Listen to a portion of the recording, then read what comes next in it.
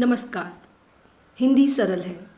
जी हाँ, यह नई श्रृंखला है जो मैंने अपने चैनल पर शुरू की है। आपको इससे बहुत लाभ होंगे।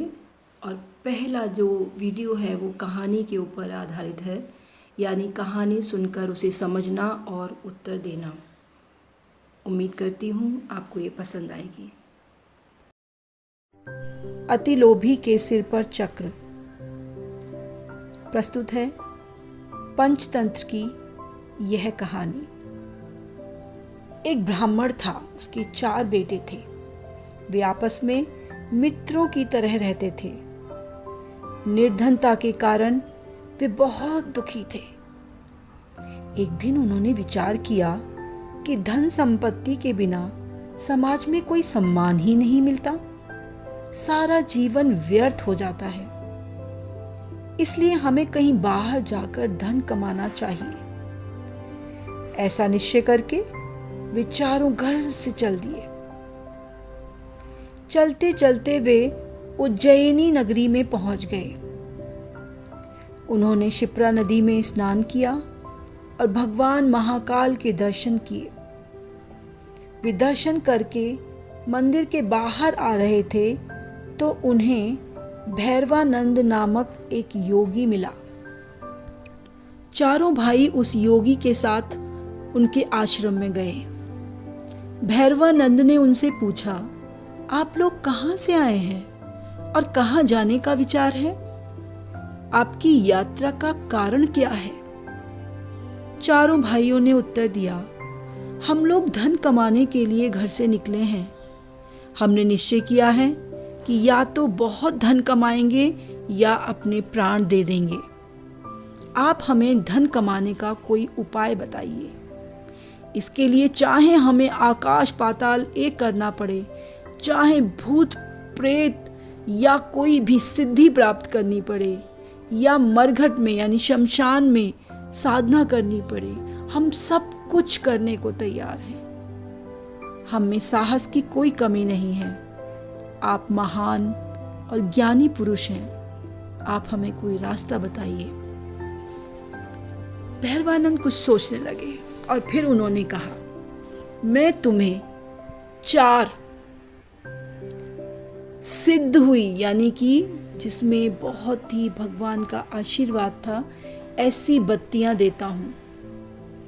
उन्हें लेकर तुम हिमालय पर्वत की तरफ चले जाओ। मार्ग में जिस स्थान पर कोई बत्ती गिर जाए उसी स्थान पर खोदकर अवश्य देखना, वहां तुम्हें धन मिलेगा और तुम वह धन लेकर लौट आना। तो भैरवानंद से वो सिद्ध की गई जो बत्तियां थीं, रुई की बत्तियां जिनको हम दीपक में जलाते हैं, वो लेकर चारों भाई हिमालय की ओर चल पड़े। तो रास्ते में एक बत्ती गिर पड़ी। उसने वहां खोद कर देखा तो बहुत सारा तांबा, जिसे आप कॉपर कहते हैं, वो बहुत सारा वहां गड़ा हुआ दिखाई दिया। उसने कहा, जितना तांबा चाहो लेकर लौट चलो। बाकी तीनों भाइयों ने कहा, भला हम इस तांबे का क्या करेंगे?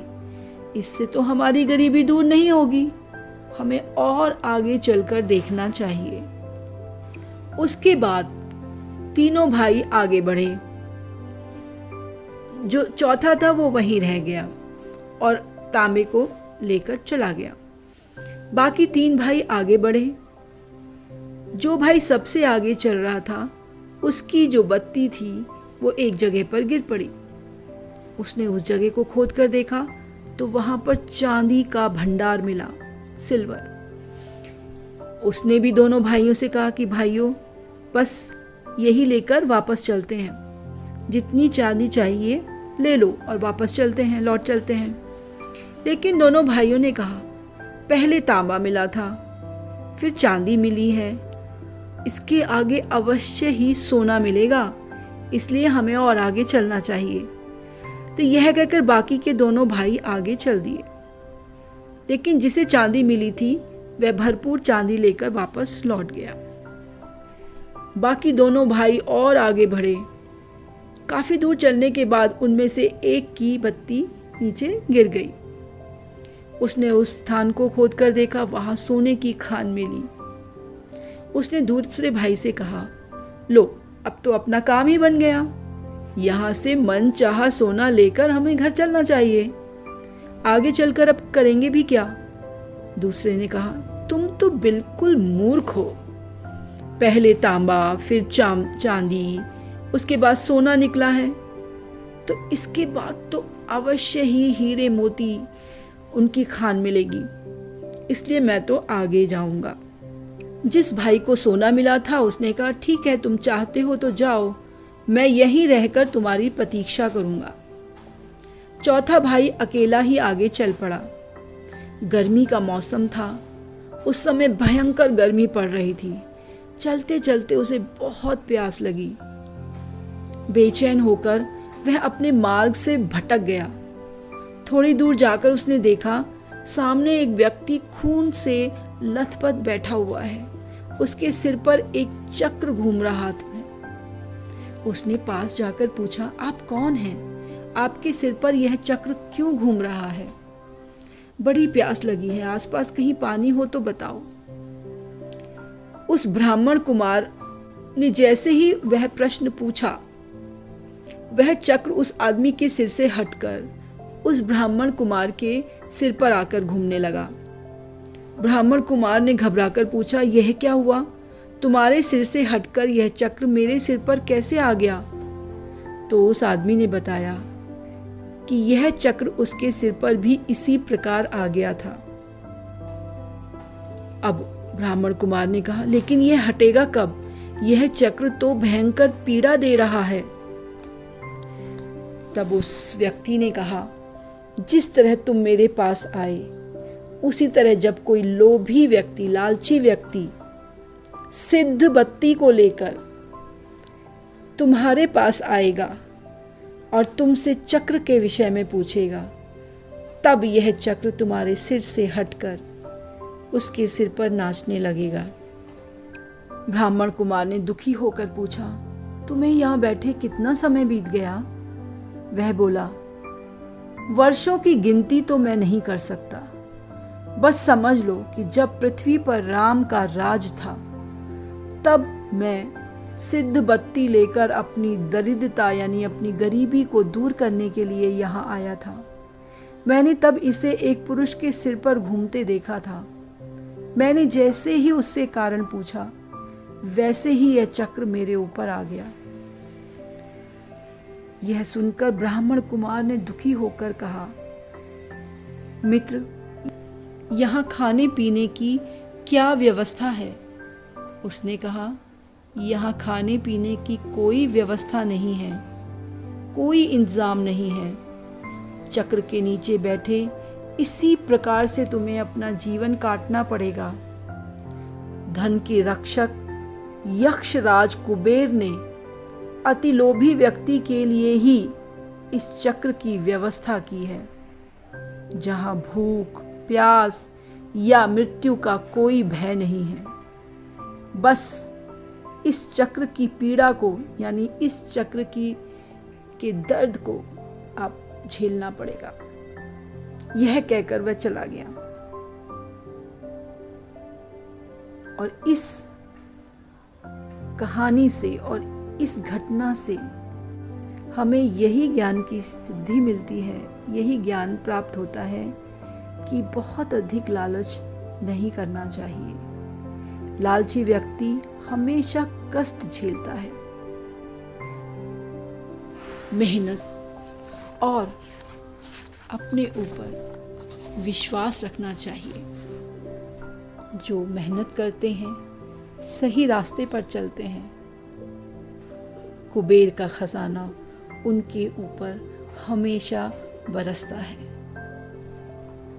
आशा करती हूँ आपको ये कहानी। तो चलिए अब आपकी श्रवण क्षमता का आकलन करते हैं, यानी आपके सुनने की, कहानी सुनने की क्षमता का आकलन करते हैं कि आपने सुनकर कितना समझा। आपसे 5 प्रश्न पूछे जाएंगे। आपको कहानी दोबारा नहीं सुननी है, आप अभी के अभी उन प्रश्नों का उत्तर देंगे। प्रश्न 1, चारों भाई किस नगर में पहुंचे तथा उन्होंने किस नदी में स्नान किया? फिर से दोहराती हूँ, चारों भाई किस नगर में पहुंचे तथा उन्होंने किस नदी में स्नान किया? प्रश्न 2,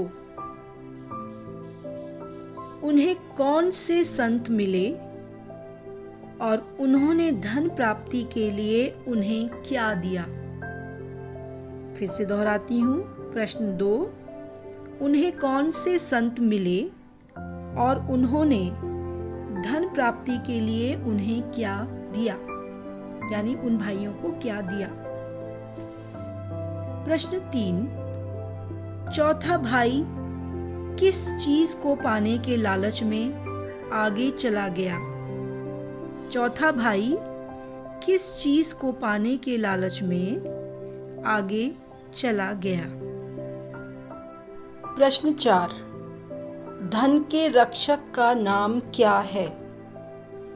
धन के रक्षक का नाम क्या है?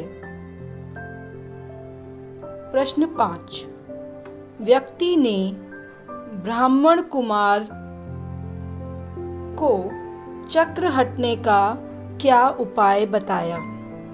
व्यक्ति ने ब्राह्मण कुमार को चक्र हटने का क्या उपाय बताया? यदि आप इन प्रश्नों का उत्तर दे पाते हैं तो आपकी श्रवण क्षमता अति उत्तम है। यदि आप 3 प्रश्नों का उत्तर दे पाते हैं तो श्रवण क्षमता ठीक है। यदि उससे कम प्रश्नों का उत्तर दे पाते हैं तो आपको अभ्यास की आवश्यकता है। धन्यवाद।